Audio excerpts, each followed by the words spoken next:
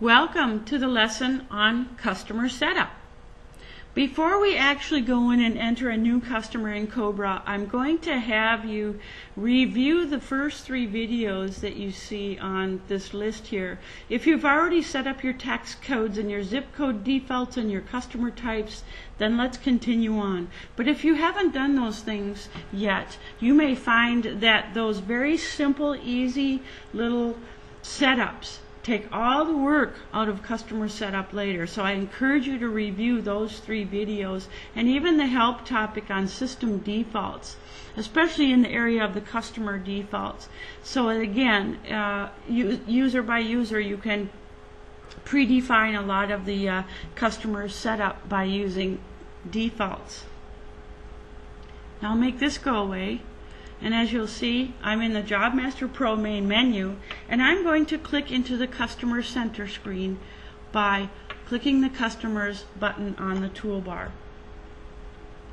Now, I'm not going to explain field by field all the entry that you can do here. So before I actually get into customer entry, I'm going to click into the help system, and I'm going to double click on this help topic called Customer Center File New,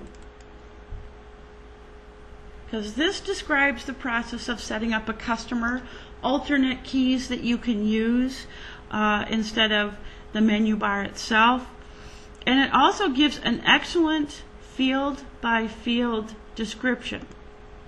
So as you're entering through the fields, if you find something you're not sure how to use it or what you might do with it, then you might want to review this before you actually enter a customer into the program. Do print this out as well so that you can have it right available and hotkey right into certain areas of the help topic. So I'm going to exit for now, and I'm brought right back to my Customer Center screen. Now to enter a new customer, I want to click the New button on the toolbar. And in this case, because I had my zip code list already preset, it popped up for me. So again, remember your zip code list. It allows you to default a lot of your customer setup. So that's why I encourage you to review that as one of your 3 videos before you do customer setup. Let's say I want to enter a customer for Minnetonka, so I'm going to double click on that zip code record, and it presets again the city, state, zip, area codes, even tax codes, as you'll see in the general tab, are all preset up by that zip code list. So it's nice to have that done already. But I'm going to go back to the S name field, and again, the S name, as described in the help system, in the manuals and everywhere, is a 6-character field that is used to search and sort for this customer. Although you can find customers just about by any field on the screens, if you talk about like customer lists and telephone lists, that's what we're talking about, that kind of alphabetizing kind of thing. So if you do a lot of residential work, I think the help topic talks about using the first 4 characters of the last name and the first 2 of the first name as an S name. But come up with a convention that works for you. For example, if I were going to enter myself in here, I would put, oops, let's do caps. You don't have to have caps, but I usually recommend it. Camera, and then C for Cindy. When I press enter in the S name field, I'm brought down to the name, where I would spell it out then, as you would normally want to converse with that customer. Or if you sent me a letter, the name that would be on it would be like this. So it would say Dear Cindy Cameron rather than Dear Cameron, comma Cindy, which is so unfriendly. And that's another reason why we have the S name for searching and sorting. So this is how we want to enter names, and as I press enter, remember your enter key. That's the one you want to use to get around your screens. Address, I can enter my address. And as I press enter, there's a second line for an address, so that can be like a suite number, a building number, a unit number, whatever. Press enter through city, state, zip, entering the required information. In the contact, you can enter as much information as you want in there. I think that's a 50-character field, I forget, but you should be able to get a lot of information in that field. And I press enter, I'm brought down to the main phone number. And because my area codes are defaulted from that zip code feature, I can just press my right arrow key to get to the end of that phone number, put a dash in, and then put the rest of my phone number in. If I had a second phone, how about a fax? What my cell phone number is, I could do the same thing. Otherwise, you can enter your customer's email address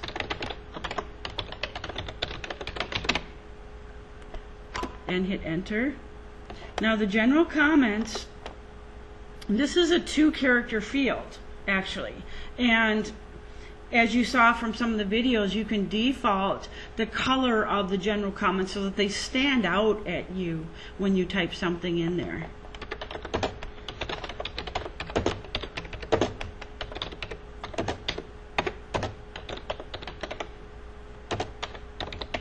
So again, 2 lines there for your general comments. Now as I press enter through the general comments, the general tab opens up where I can enter more information. But notice that a lot of stuff has been defaulted already for me. So I'm going to go through some of these fields, and some of them I will give more of an explanation of what they do. But again, review your help topic that we discussed earlier for maybe a more elaborate description. The customer type, again. If you've already built your customer types table, you can either just type in your customer type or select it from your table. Contract number, source lead. You can enter information in those, and we will allow you to do reporting on those fields later on. Your invoice format code.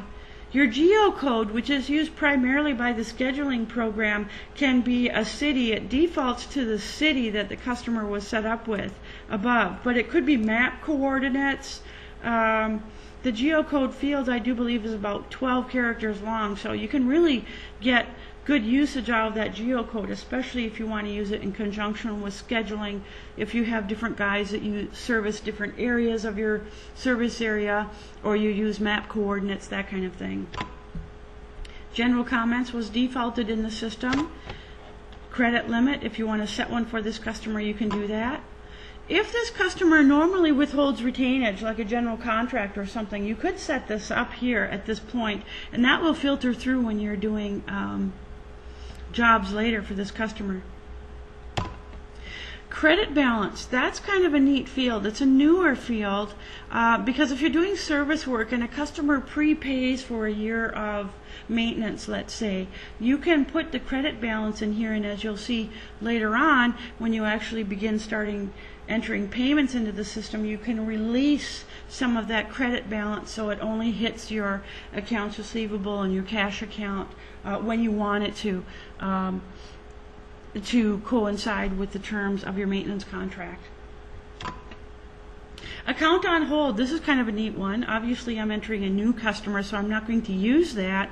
But if at any point this customer, it becomes difficult, they don't pay their bill, whatever, you can put this flag on account on hold either by clicking into that checkbox, or I'm using my space bar to toggle a check mark in there. But what that will do is prevent you from accidentally setting up a new job for this customer if you didn't intend to. Okay, so it's a neat feature. Receive statement. Do you want this customer to normally receive statements? You can do that. And I'm just pressing enter here using my space bar to toggle a check mark in each of these check boxes. Service fees. Do you want them to be charged interest or service fees or late fees, whatever you want to call them? That can be toggled on or off too. Now, tax exempt. That's an important one for your tax exempt report, because only if this is checked and the customer does not have invoices set up with a tax code, then that customer's invoices will appear on the tax exempt report. So keep that in mind as you enter, schools and churches and other tax exempt customers in your system. Use labor flat rates. I would recommend not using that right now. There will be a separate lesson on using labor flat rates. But essentially what that is allows you to price out this customer's labor differently than your normal setup. So without expanding on it anymore, don't use it for now unless you are already in the process of setting up your flat rates, labor flat rates, etc. And you'll see lessons on using flat rates for your labor later on. But at this point, I'm just pressing enter through my fields. Price code. I don't know if you remember this, but in your price book setup videos, there was one on price codes, which means that you can price out this customer's jobs on a better or worse basis depending on your relationship with this customer. So when I'm entering a new customer, I might want to just price them out using my regular price book markups. Now we're talking about time and material and service work here, so don't worry if you do mostly contract work. But the price code again allows you to vary your price book markups up or down by percentages to come up with column pricing for your better or worse customers.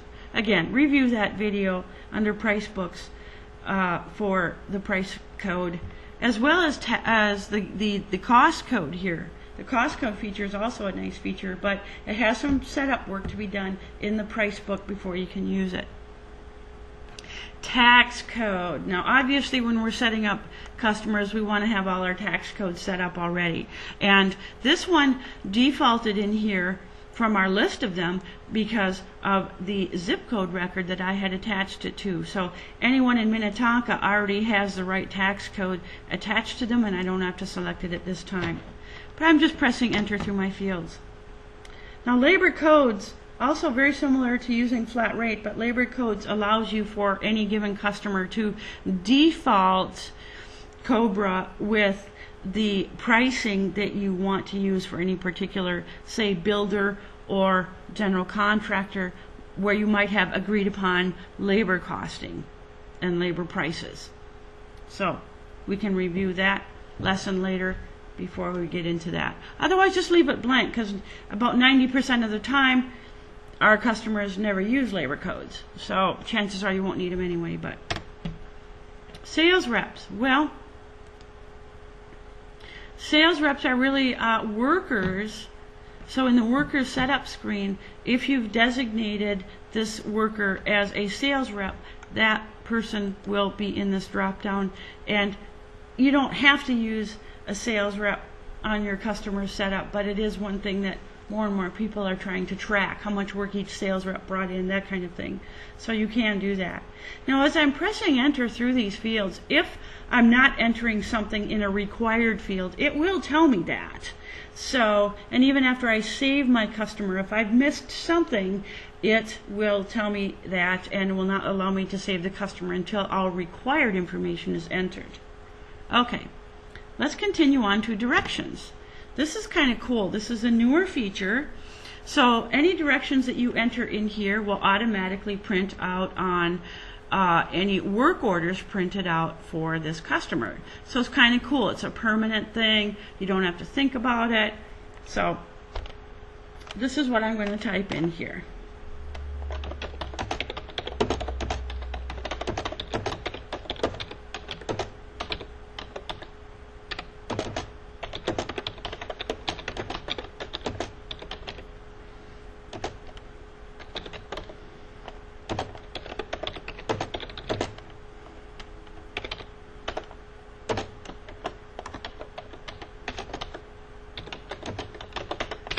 There you go. That's good enough. So I'll press enter, and here notice that word wrapped for me. You're not limited to just a few lines here, because if it takes up more than that, you'll see this little scroll bar open up. So you can have as many directions as you need to. It's almost limitless there. As I press enter, I'm taken down to the search address. And the reason I'm pointing this out is because what you see down here is what was originally entered up in this line here, only we've broken it out for searching purposes into a house number and a street name. Because remember, some of your customer searches, you can do them on house number and street name, and oh my goodness, also many different ways. But let's say this was a P.O. box up here, but for searching purposes, you want to put something down here so you can find this customer by an actual address. You can do that. So even if their mailing address might be a P.O. box, please use these search address fields so that you can find this customer by these two fields as well. And as I press enter, I'm asked, do I want to save the customer now? I'm going to just hit enter on yes, and the customer is saved. Now they're part of my system, which is really cool. So now if I go into my find screen of my customer lookup and I look down here under customer name, there I am. So I can double click on myself and bring myself out onto the screen and take a look at things. So this ends the lesson on customer entry.